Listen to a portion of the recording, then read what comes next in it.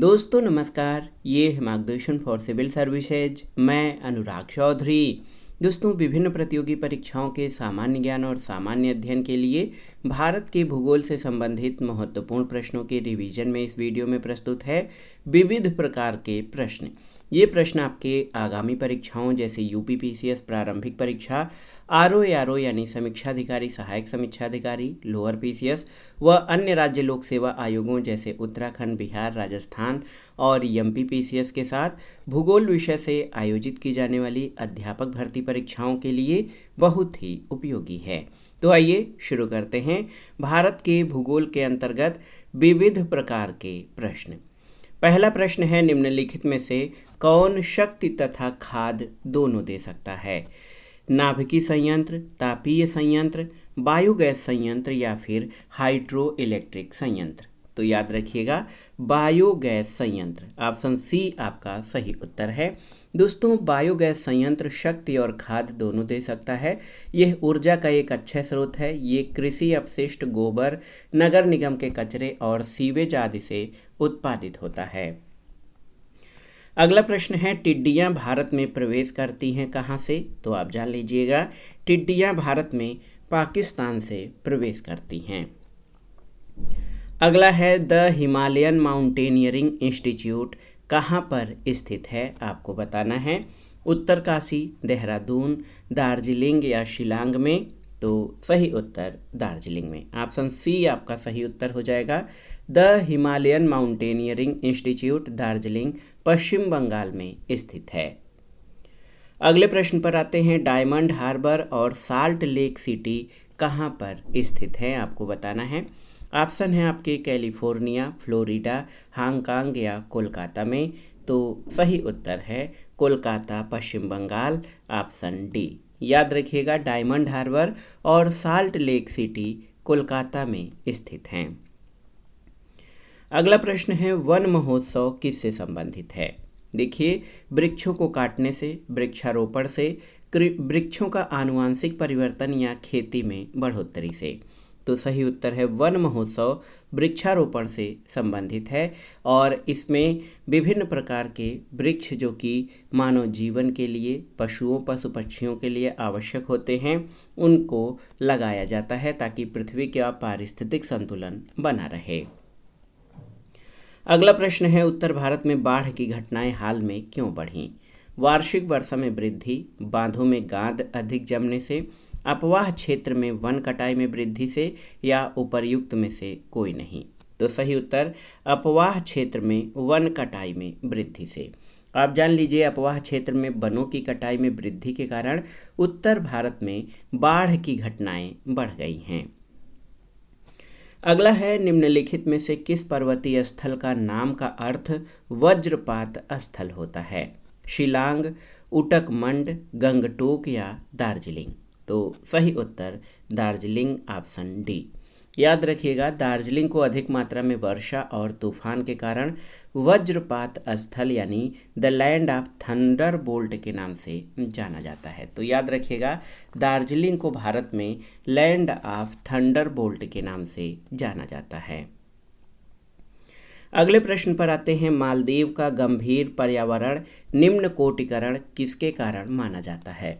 निरंतर मृदा अपरदन से, दिए गए विकल्पों में से कोई नहीं, उच्च जनसंख्या घनत्व से या जल और वायु का औद्योगिक प्रदूषण से।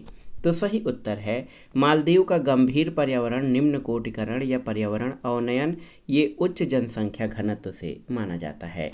मालदीव का गंभीर पर्यावरण निम्न कोटिकरण अनिवार्यतः उच्च जनसंख्या घनत्व से जुड़ा है और मालदीव में तीव्र सामाजिक आर्थिक विकास और तेजी से बढ़ती जनसंख्या ने पर्यावरण के निम्नीकरण में मुख्य योगदान दिया है। अगला प्रश्न है, Indira Gandhi memorial tulip garden कहाँ पर स्थित है? तो ये श्रीनगर, जम्मू कश्मीर में स्थित है। ऑप्शन सी आपका सही उत्तर है। याद रखिएगा, Indira Gandhi memorial tulip garden Srinagar, Jammu Kashmir में स्थित है। अगला प्रश्न है, भारत के प्रथम परमाणु रिएक्टर का नाम क्या है? ऑप्शन है आपके अप्सरा, कामिनी, रोहिणी या उर्वशी। तो सही उत्तर अप्सरा। याद रखिएगा, भारत के प्रथम परमाणु रिएक्टर का नाम अप्सरा है और ये ट्राम्बे में स्थित है, भाभा परमाणु अनुसंधान केंद्र में, और इसका परिचालन 1956 में किया गया था। अगला प्रश्न है, दक्षिण भारत के प्रवेश द्वार के रूप में किस शहर को संबोधित किया जाता है? तो सही उत्तर चेन्नई, ऑप्शन बी। याद रखिएगा, चेन्नई को दक्षिण भारत का प्रवेश द्वार कहा जाता है। इसका नाम पहले मद्रास था और वर्तमान में ये तमिलनाडु प्रांत की राजधानी है। तो दक्षिण भारत का प्रवेश द्वार चेन्नई है। अगला प्रश्न है कि जम्मू और कश्मीर के बंजारे कौन हैं? गुज्जर, बकरवाल, शेरपा, भोटिया या गद्दी चरवाहे? तो सही उत्तर गुज्जर बकरवाल। याद रखिएगा, गुज्जर बकरवाल जम्मू और कश्मीर के बंजारे हैं। इस समुदाय के लोग भेड़ बकरियों को बहुतायत में पालते हैं। अगला है, हिमालय की ऊंची ऊंची पर्वतमालाओं में घास के विशाल मैदान क्या कहलाते हैं? हरे घास के मैदान, मारू, भाबर या बग्याल? तो सही उत्तर याद रखिए बग्याल या बुग्याल कहा जाता है। दोस्तों, हिमालय में जो ऊंची ऊंची पर्वतमालाओं में घास के विशाल मैदान हैं, इसमें विभिन्न प्रकार के आकर्षक फूल, जड़ी बूटियां बहुतायत मात्रा में पाई जाती हैं। अगला प्रश्न है, सैंडस्टोन निम्नलिखित में से किसका उदाहरण है? तलछटी पत्थर, आग्नेय पत्थर, मेटामॉर्फिक या रूपांतरित पत्थर या गैर धूमिल पत्थर? तो सही उत्तर है सैंडस्टोन, ये तलछटी पत्थर का उदाहरण है।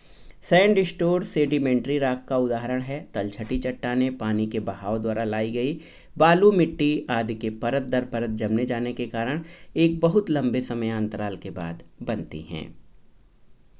अगला प्रश्न है, किस भारतीय राज्य में बांस की टपक सिंचाई व्यवस्था बहुत लंबे समय से प्रयोग की जाती रही है? टपक सिंचाई व्यवस्था जो आप जान लीजिए कि पानी का इससे बहुत अधिक बचाव किया जाता है या इसका संरक्षण किया जाता है। तो किस भारतीय राज्य में बांस की टपक सिंचाई व्यवस्था बहुत लंबे समय से प्रयोग की जाती रही है? तो सही उत्तर मेघालय में। मेघालय में बांस की टपक सिंचाई व्यवस्था बहुत लंबे समय से प्रयोग की जाती है। इस राज्य में झरनों के पानी को रोकने और बांस की नालियों का प्रयोग कर सिंचाई करने की प्रणाली का अत्यधिक चलन है। अगला प्रश्न है, ड्रीजल किसका उदाहरण है? ड्रीजल, याद रखिएगा, ड्रीजल जो है ये अवक्षेपण का उदाहरण है। ऑप्शन सी आपका सही उत्तर है। दोस्तों, आप जान लीजिए कि ड्रीजन जो है ये पर्सिपिटेशन यानी अवक्षेपण का उदाहरण है। इस अवस्था में जलवाष्प के वायुमंडल में संघनित होने से फुहार के रूप में सूक्ष्म बूंदों द्वारा वर्षा होती है। अगले प्रश्न पर आते हैं, थार रेगिस्तान जिसे ग्रेट इंडियन डेजर्ट भी कहा जाता है, ये किस पहाड़ियों के पश्चिमी सीमांत की ओर स्थित है? जावड़ी, उदगलकल, शिवराय या अरावली? तो सही उत्तर है अरावली पहाड़ियों के पश्चिमी सीमांत में। याद रखिएगा दोस्तों, थार रेगिस्तान जिसे ग्रेट इंडियन डेजर्ट कहा जाता है, ये अरावली की पहाड़ियों के पश्चिमी सीमांत की ओर स्थित है।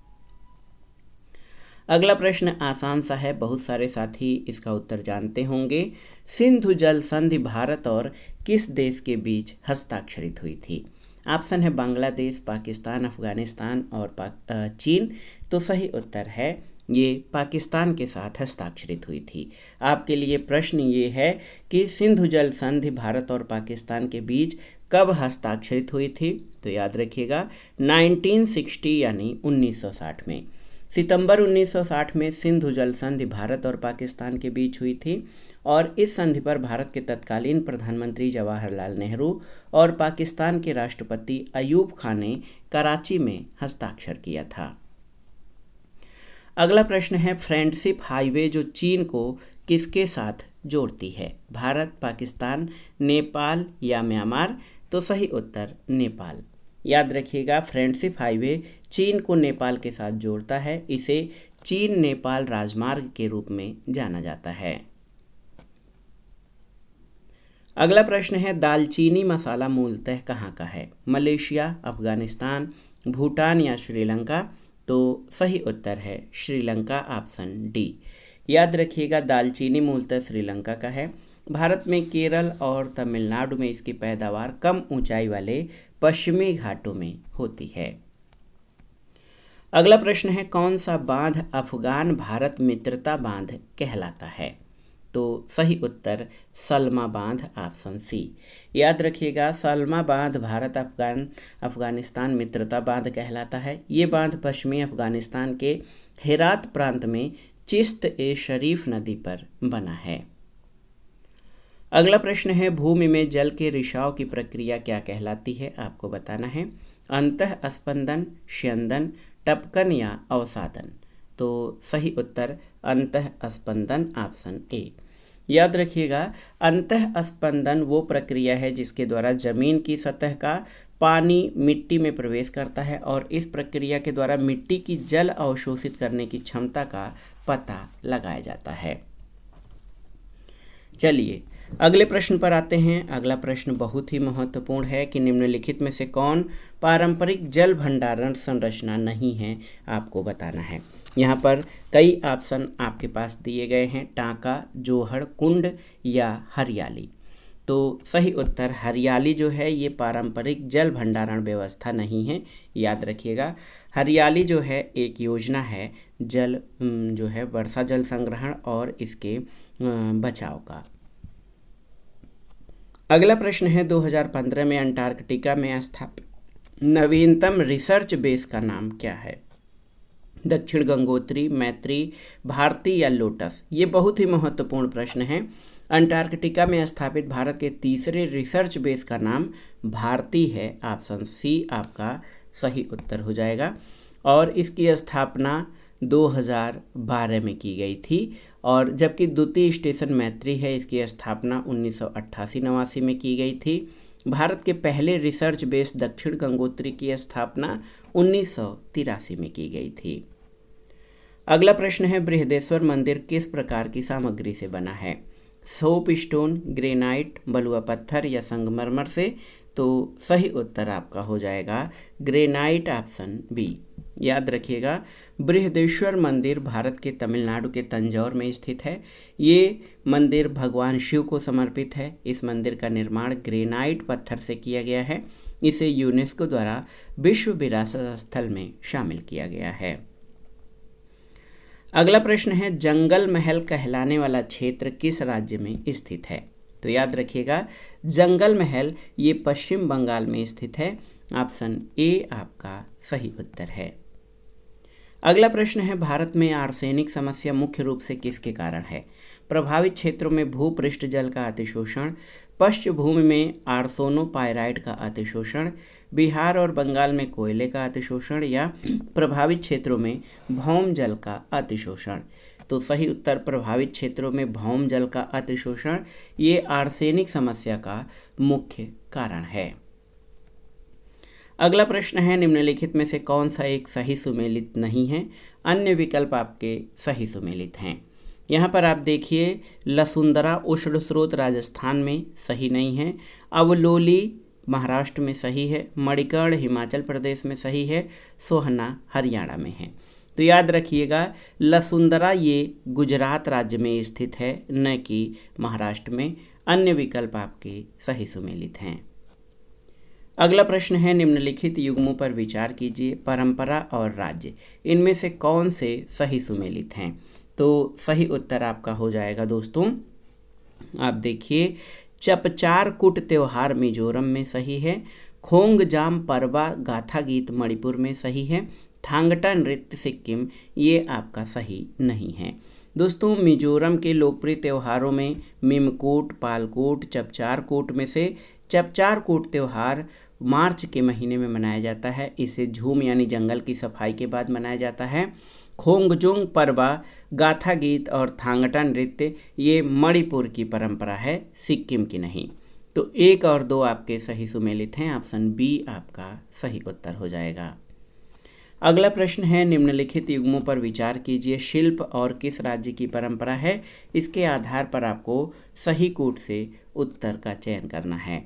पुथुकुल्ली शाल तमिलनाडु सही है, सुजनी कढ़ाई महाराष्ट्र सही नहीं है, उडाप्पा जमादानी साड़ी कर्नाटक सही नहीं है। दोस्तों, आप जान लीजिए, बिहार की सुजनी कढ़ाई का एक खास रूप है। तो सुजनी कढ़ाई महाराष्ट्र का नहीं बल्कि बिहार का है, आप जान लीजिए। बंगाल की कांथा कढ़ाई से मिलती जुलती सुजनी में पहले मनचाहे डिजाइन का बेस बनाया जाता है, फिर इस पर सिलाई करके इसे और खूबसूरत बनाते हैं। उडाप्पा जामदानी साड़ी एक रेशम साड़ी है जिसकी बुनाई आंध्र प्रदेश के पूर्वी गोदावरी जिले में की जाती है।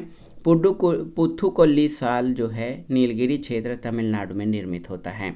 तो यहाँ पर आप देख सकते हैं केवल ऑप्शन ए आपका सही उत्तर है, केवल कथन एक।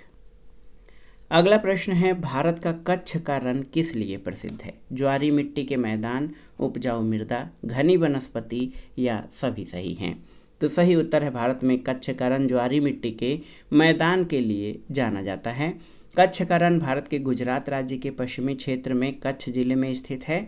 ये ज्वारी मिट्टी के मैदान के लिए प्रसिद्ध है। यहाँ ज्वारी वनस्पति भी पाई जाती है और ये क्षेत्र जंगली गधों के लिए प्रसिद्ध है। अगला प्रश्न है, भारत का दैनिक मौसम मानचित्र कहाँ तैयार किया जाता है और प्रिंट किया जाता है? तो सही उत्तर है, ये दोस्तों पृथ्वी विज्ञान मंत्रालय के अधीन आता है और ये पुणे में स्थित है। ऑप्शन डी आपका सही उत्तर है। तो भारत का दैनिक मौसम मानचित्र ये पुणे में छापा जाता है। अगला प्रश्न है, कौन सी एक भूमि की भूजलीय इकाई है जो जल को एकत्रित करके एक सामान्य बिंदु पर धाराओं के तंत्र के माध्यम से इसे अपवाहित करता है? रिसर्वर, वाटरशेड, आक्यूफर या बाराबंदी? तो सही उत्तर आपका हो जाएगा वाटरशेड। याद रखिएगा, वाटरशेड या जल संभर उस भौगोलिक क्षेत्र को कहते हैं जहां वर्षा अथवा पिघलती बर्फ का जल नदियों, नहरों और नालों के माध्यम से अपवाहित होकर एक स्थान पर एकत्रित होता है। अगला प्रश्न है, जब नदियां सभी दिशाओं से अपने जल को किसी झील या अवसाद में निस्सरण करती हैं तो निर्मित जल निकासी या अपवाह पैटर्न को क्या कहा जाता है?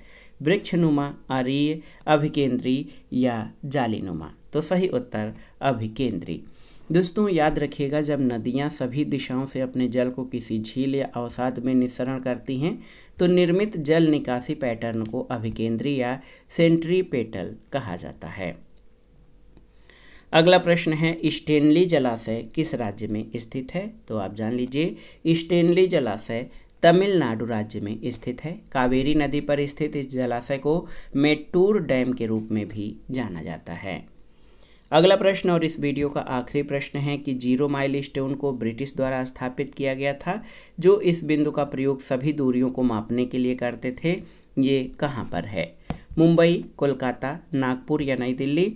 तो सही उत्तर Nagpur, option C. 0 milestone Nagpur Maharashtra में स्थित है। औपनिवेशिक काल में इसे ब्रिटिश शासन द्वारा स्थापित किया गया था और इस बिंदु का प्रयोग सभी दूरियों को मापने में किया जाता था।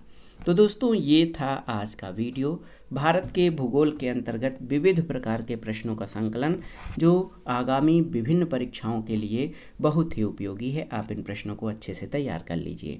वीडियो आपको कैसा लगा हमें कमेंट बॉक्स में ज़रूर बताइएगा। वीडियो को लाइक करें, शेयर करें और इस चैनल मार्गदर्शन फॉर सिविल सर्विसेज को सब्सक्राइब करें। वीडियो देखने के लिए धन्यवाद दोस्तों, नमस्कार।